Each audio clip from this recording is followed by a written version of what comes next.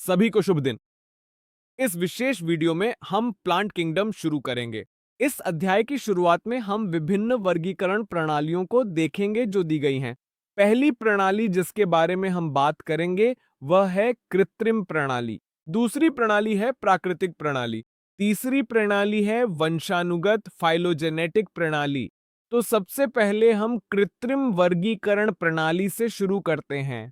यह विशेष प्रणाली Carolus Linnaeus द्वारा दी गई थी। यह वर्गीकरण की सबसे प्रारंभिक प्रणाली है। अब लिनियस द्वारा इस विशेष प्रणाली में जो आधार लिया गया था वह यह था कि यह केवल बाहरी सतही रूपात्मक विशेषताओं पर आधारित थी, यानी पौधा बाहर से जैसा दिखता था उसी के आधार पर इसके बाहरी लक्षण लिए गए और इसी तरह यह विशेष वर्गीकरण प्रणाली बनाई गई थी।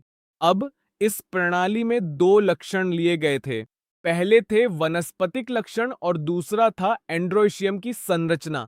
तो इसी तरह यह प्रणाली अस्तित्व में आई।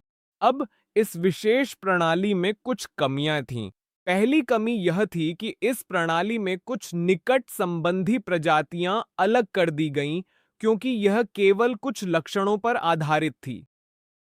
इस प्रणाली की दूसरी कमी यह थी कि इसमें वनस्पतिक और यौन लक्षणों को समान महत्व दिया गया। अब यह सही नहीं था क्योंकि यदि पर्यावरणीय परिस्थितियां बदलती हैं तो ये वनस्पतिक लक्षण प्रभावित होते हैं और इस विशेष प्रणाली में हम वनस्पतिक और यौन लक्षणों को समान महत्व दे रहे हैं। अब इन कमियों के कारण अगली प्रणाली आई और वह थी प्राकृतिक वर्गीकरण प्रणाली। इसे दो वैज्ञानिकों बेंथम और हुकर ने प्रस्तुत किया था। यह विशेष प्रणाली जीवों के बीच प्राकृतिक समानताओं पर आधारित थी। इस प्रणाली की महत्वपूर्ण बात यह थी कि इसमें बाहरी विशेषताओं के साथ साथ आंतरिक विशेषताओं जैसे अल्ट्रास्ट्रक्चर, शरीर रचना, भ्रूण विज्ञान और फाइटोकेमिस्ट्री को भी ध्यान में रखा गया था। तो पहले की कृत्रिम प्रणाली में केवल बाहरी रूपात्मक लक्षणों को ही देखा जाता था, लेकिन इस विशेष प्रणाली में बाहरी लक्षणों के साथ साथ आंतरिक विशेषताओं को भी ध्यान में रखा गया। तो जाहिर है कि यह कृत्रिम वर्गीकरण प्रणाली से बेहतर थी। इस प्राकृतिक वर्गीकरण प्रणाली के बाद अगली प्रणाली आई जिसे वंशानुक्रमिक फाइलोजेनेटिक वर्गीकरण प्रणाली कहा गया। यह विशेष वर्गीकरण जीवों के बीच विकासवादी संबंधों पर आधारित था। तो जीवों के बीच जो भी संबंध विकास के आधार पर होते हैं, यह विशेष प्रणाली उसी पर आधारित थी और विकासवादी संबंध को वास्तव में फाइलोजेनी वंशावली कहा जाता है और इसी से इसका नाम आया, जिसे फाइलोजेनेटिक वर्गीकरण प्रणाली कहा गया। अब इस विशेष प्रणाली की बात करें तो इसमें एक शब्द है टैक्सा। तो टैक्सा वास्तव में एक श्रेणी होती है। अब किसी विशेष टैक्सा या श्रेणी में कई जीव शामिल होते हैं। अब यह विशेष प्रणाली मानती है कि इस टैक्सा या श्रेणी में आने वाले सभी जीवों का एक सामान्य पूर्वज होता है।